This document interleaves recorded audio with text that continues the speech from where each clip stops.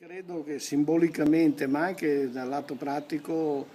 con la maturità veramente cambia la fase della vita, forse più giocosa è stata finora, e da adesso in avanti si lavora per costruire qualcosa, cioè è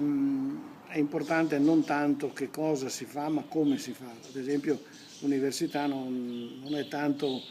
si tende a dire scegli una facoltà che poi è miglior lavoro, in realtà si tratta di utilizzare bene il periodo dell'università non solo per studiare, ma anche per fare esperienze, conoscere mondi nuovi, stabilire relazioni diverse. Già l'università è un momento in cui uno si prende in mano da solo, non ha più il compito alla data fissa, l'interrogazione alla data fissa e le cose da fare a casa, deve imparare ad autogestirsi.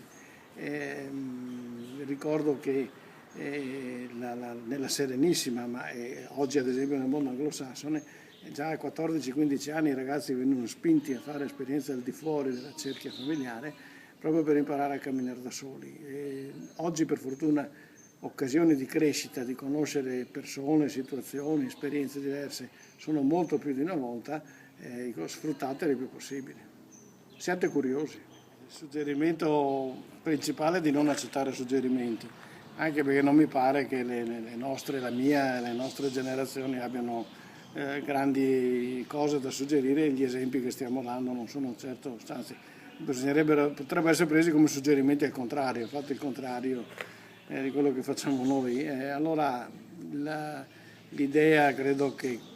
sia sempre valida, lo sia sempre stato, ancora più oggi, prendere in mano la propria vita e decidere da soli dove andare e fare tesoro degli sbagli, sapendo che si sbaglia, non cedendo di fronte alle difficoltà, agli errori, ma facendone un momento di ripartenza. Tutte le persone che si sono realizzate sono passate attraverso questo, nessuno ha avuto la vita facile.